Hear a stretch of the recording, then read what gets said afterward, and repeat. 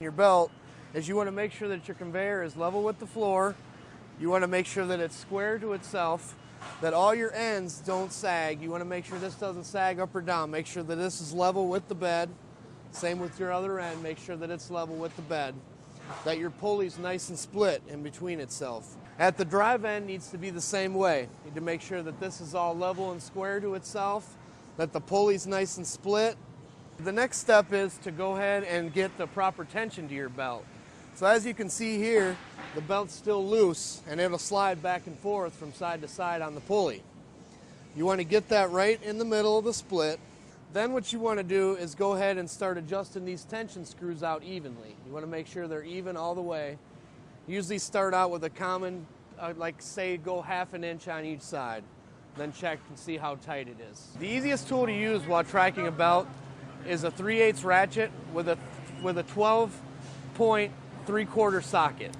Your first step is to start tensioning out the pulley. So you usually want to stick with like a common denominator, like half an inch or something like that, just to get a basis of what you're doing. So I get it out a little bit more.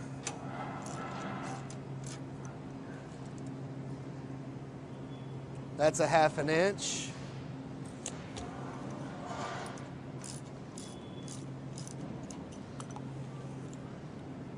That's a half an inch on that side. But as you can see, I can still move my belt back and forth, so I have not received quite proper tension yet.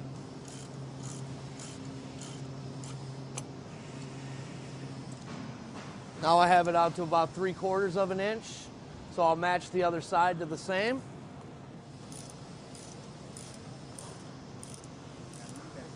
Side's out to 15/16. As you can see, I can still move my belt. It's still not tight enough, so I'll continue to tension it out.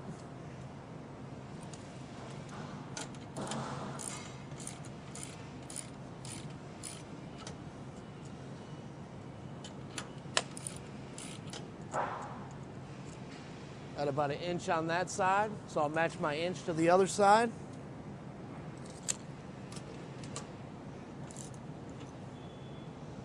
Still can move my belt, so still not tight enough. Okay, working it out in small increments. Got that side to 1.25 inches. Still need to go a little farther.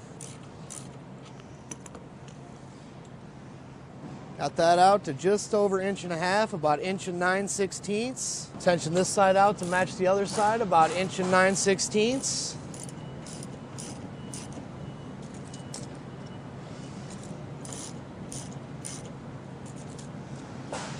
9/16. Still got to go just a little farther. Starting to get there though.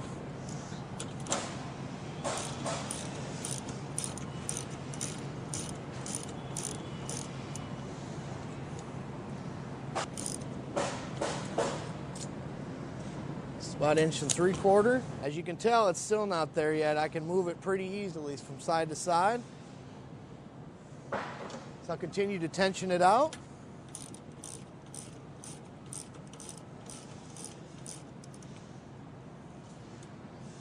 Got about 2 inches on that side.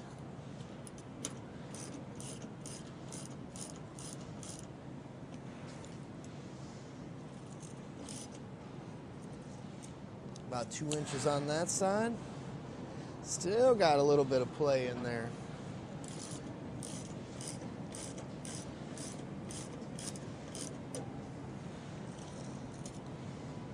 Quarter-inch increments are pretty good to work with while tensioning out your belt. You want to work it evenly across both sides, but always use like a 1/4 inch on this side, 1/4 inch on that side, so you don't get the belt too tight, but you make sure that you get it tight enough where it's not going to slip on your pulleys. Still tensioning it out. Get this side to 2 1/4.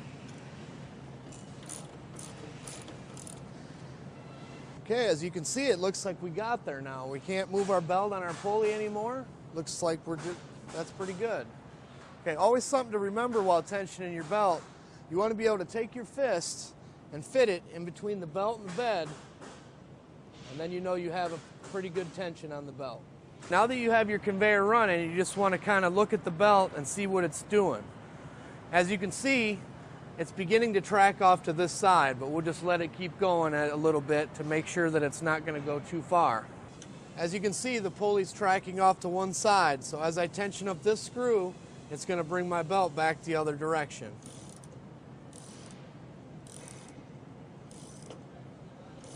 A little bit goes a long way in this step.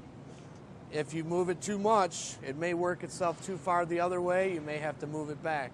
The belt's starting to work its way back, so now I'll just stand back and observe and see what the belt's going to do. A rule of thumb while tracking, you always want to remember that the faster your belt's moving, the quicker it'll go through adjustments. Say you go a little bit on this side, it may go really, really fast, seeing that your belt goes fast. With a slower moving belt like this one, it may take a little more time for your adjustments. As you can see here, my adjustment on this side has caused my belt to run a little bit off to this side. So I can either back this side off a little bit, or I can tension this side out just a little to see if it responds. So I'll decide to go ahead and tighten this side out some more. Just a couple turns.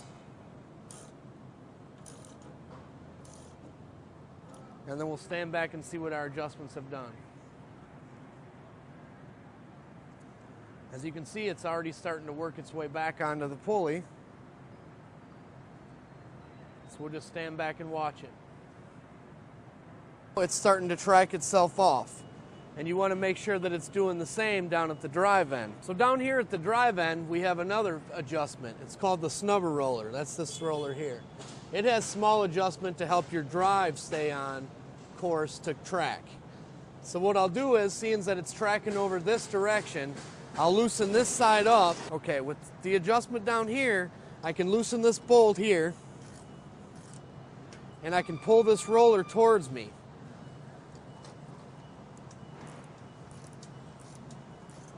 Tightening that up. And then we'll just see how that change takes course. As you can see, it looks like it's already starting to work its way back the other direction. Belt tracking usually is pretty tedious. You have to make sure that you take your time and that you make proper adjustments to the belt. It may take some time and it may take a little effort to get it to track properly, but once it's tracked, then you shouldn't have to mess with it. During tracking, it's always important to remember you may not be able to get it completely perfect, but as you see here, we're doing a good tracking job. But it may track a little bit more to this side or a little bit more to this side. One key thing to remember is you never want it to run off the end of the pulley here or off the end of the pulley here, or vice versa at the drive end. As long as it's working itself over and coming back, working itself over and coming back, it's getting pretty good tracking, as long as you're not tearing up the edges of your belt by tracking too far